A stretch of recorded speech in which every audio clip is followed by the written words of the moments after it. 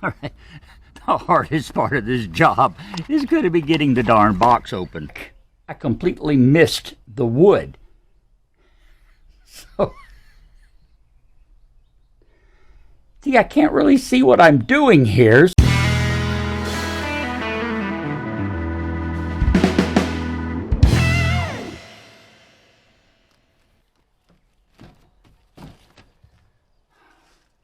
Hello again, my nomies, and welcome back to the MT and Me. Thank you so much for joining me once again this week and every week here for a little bit of work on Pearl and our other projects that we have going on too. Speaking of Pearl, I was just inside her trying to decide what the next step on the ceiling is going to be. And I think I've got an idea. I think I've got a good one. And we'll get to that.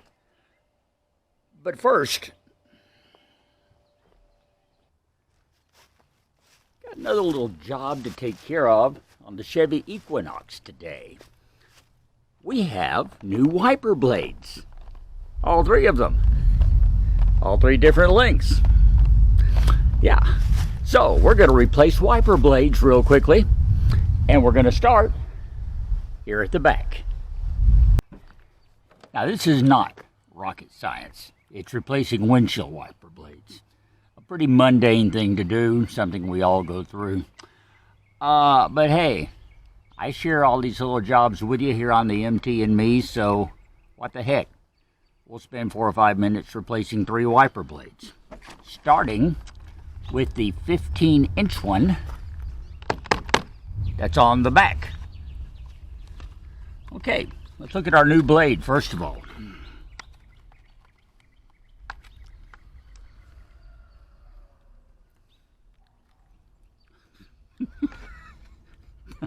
All right. The hardest part of this job is going to be getting the darn box open. Wait a minute. Ah! Victory!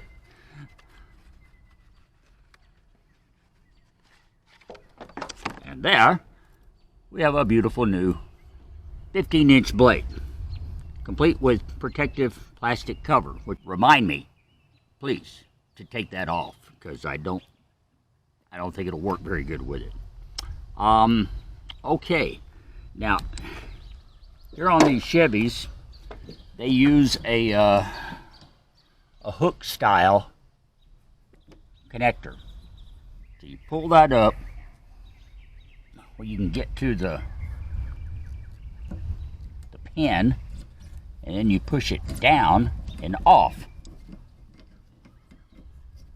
and then it comes off real easily.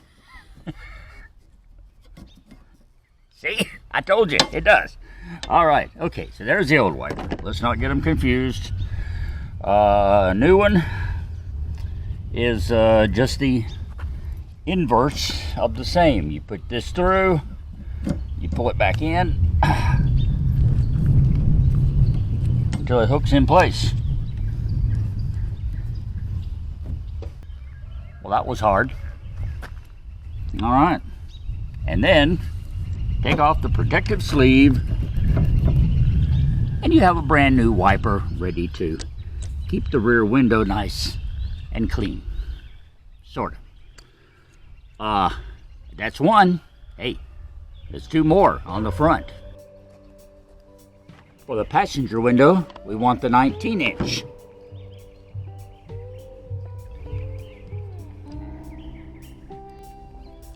This one's a little more awkward. One thing, it's a different kind of windshield wiper.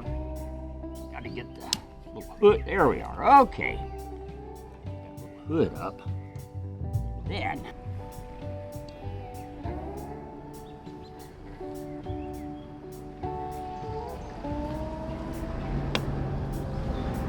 finally.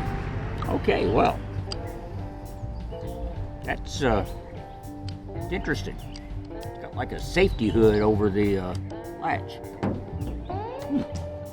And the other one's that way too, so it may be just as difficult. Now, I know what I'm doing. You believe that?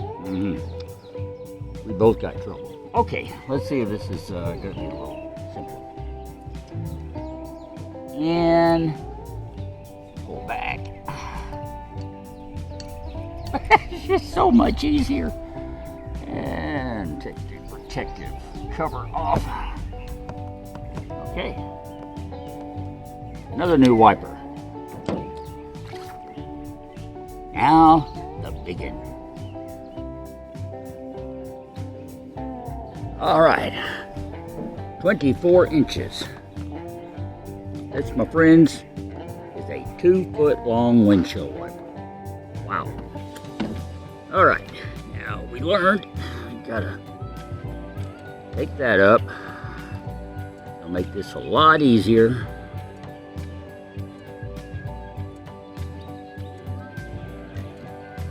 There. All right. See, like I said, once you learn how to do it, not a problem.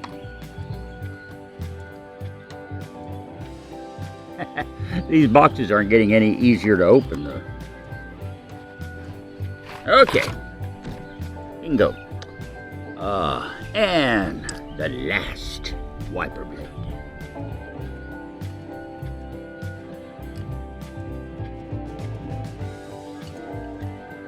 And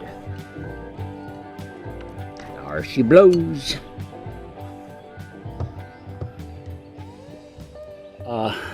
Okay. There we have it. All 3 blades have been replaced. Didn't take long at all, did it? Although it is cloudy today, there's actually no rain in the forecast, so I may have to wait a few days to see how these work. That's all right. The job is done.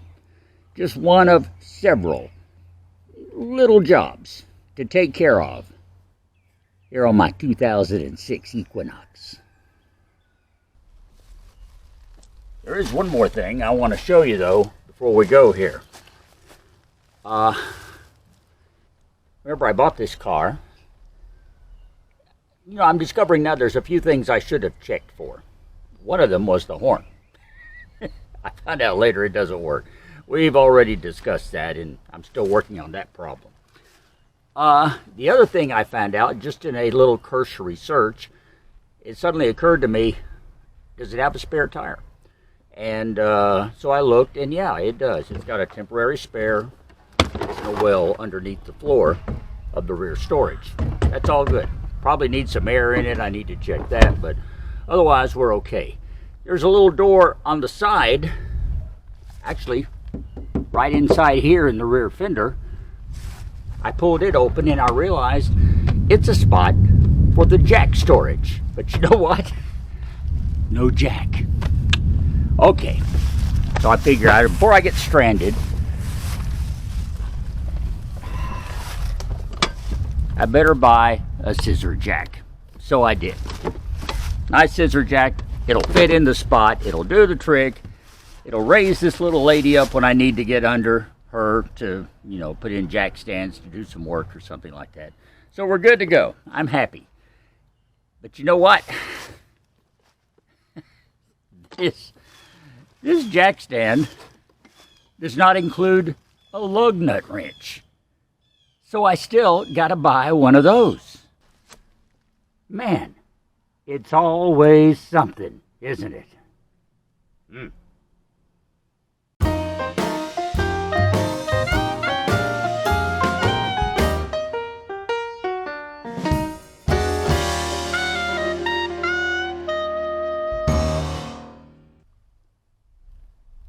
So, it's been like 5 or 6 days, I guess. We've transitioned from February into March.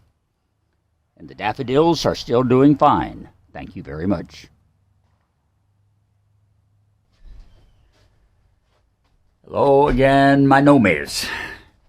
We're back in Pearl, here on the MT and me. And our project here in Pearl today is going to be coming back to some work on the roof.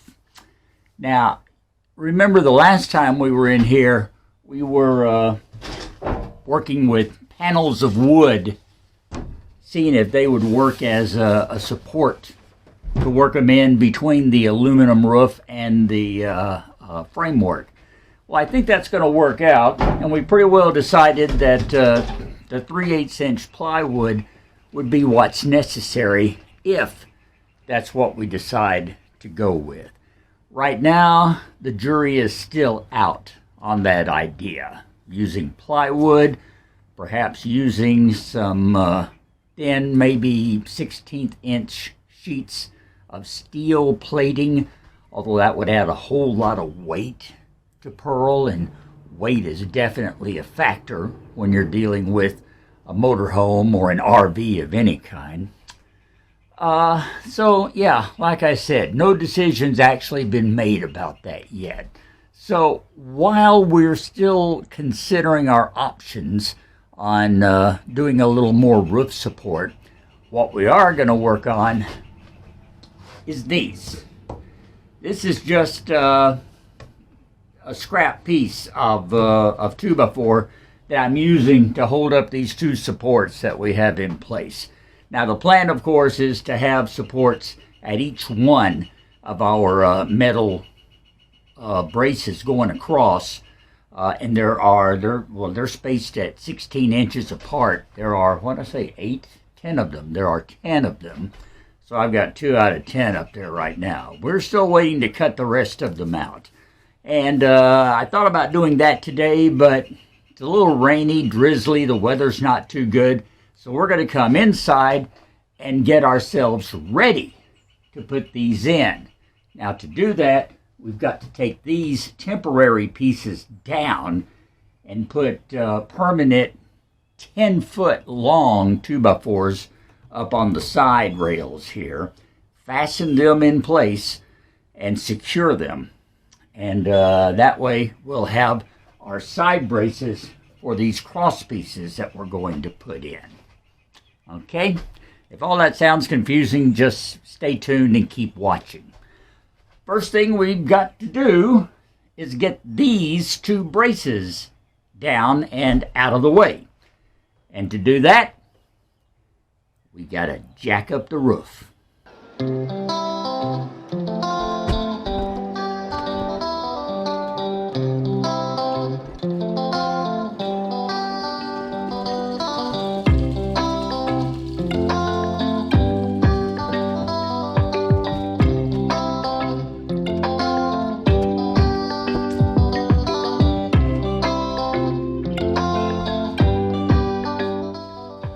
Okay, let's got the two braces down. Now let's lower the roof back down, get this out of the way, and see about tackling a side.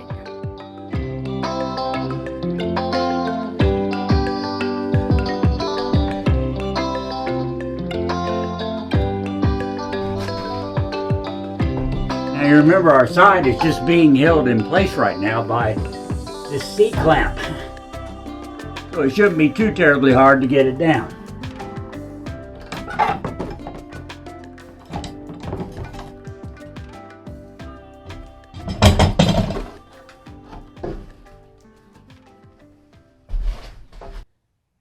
Now I've measured end to end, and I think one of these 10-foot long 2x will give us just enough coverage to stretch between the two cross braces on each end. I don't need to brace the very ends because, well, across the back it's supported by the rear crossbar, and on the front, well, that cross brace is actually attached to the entire framing that holds the fiberglass front end of Pearl on. So I think those will be secure enough. But this 10-foot piece will give me just enough reach to go from my first inside brace on the rear to the first one coming from the front. And just to hold it in place for the time being, I'm going to put the C-clamp back on it.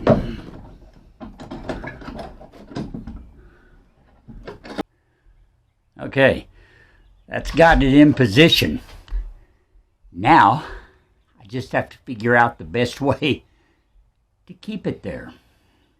because that C-clamp not going to work as a permanent solution. Okay, let me try and show you what I'm dealing with here.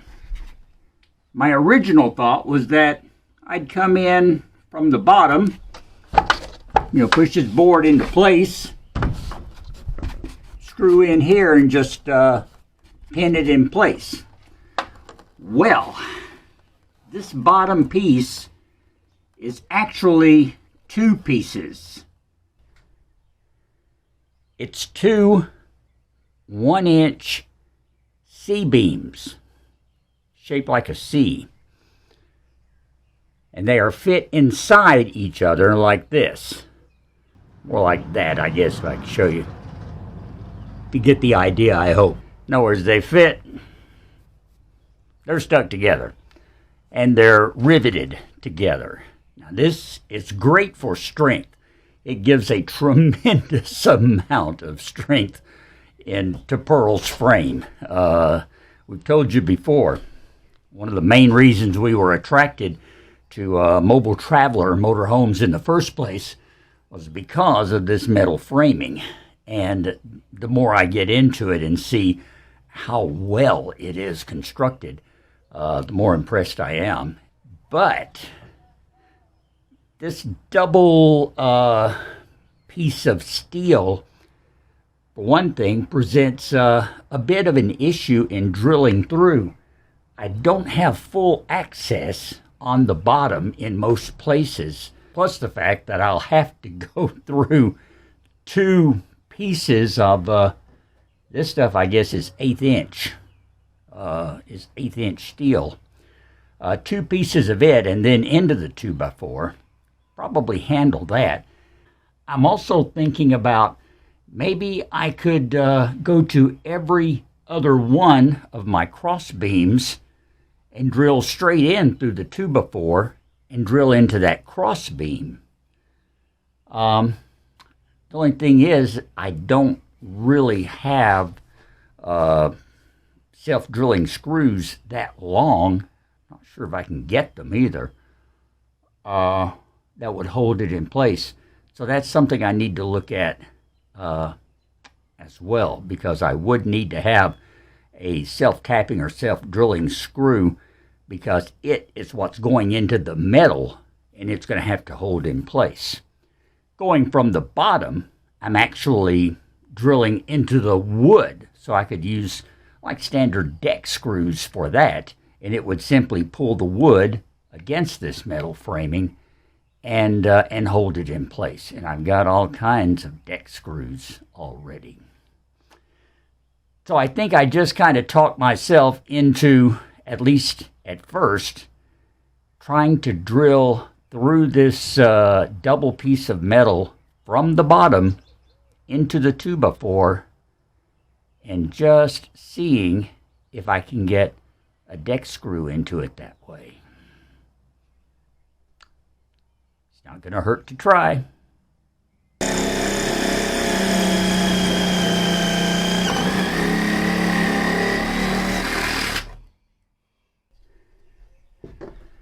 All right, that's got the hole through the bar. Now let's see if we can get the screw through there and into the wood.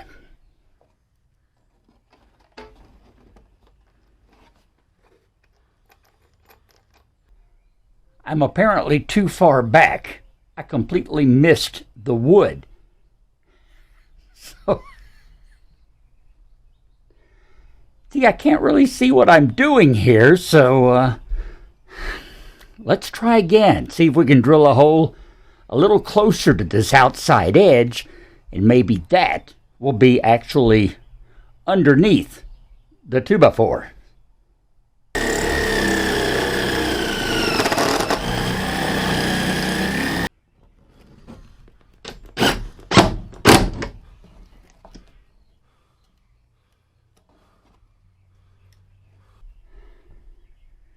I am not happy with that at all.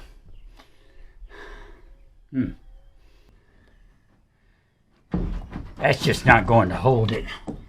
And right now, the longest self-drilling screws I have are 3/4 of an inch. That's not nearly long enough. I will need something, well, it's not quite 1.5 inches through the 2x4, somewhere around that. So I'm going to need at least probably a 2-inch to go through the 2x4 and get in to this metal crossbeam tubing. That's going to be fun. But that means a trip to the hardware store to see if I can find the screws I need. Because this ain't going to work. So, at least we established something that will not work. Next thing we'll get to try something that perhaps will work. But like I said, that means a trip to the store. Or at the very worst, I may have to order the size screws that I need, self-tapping screws.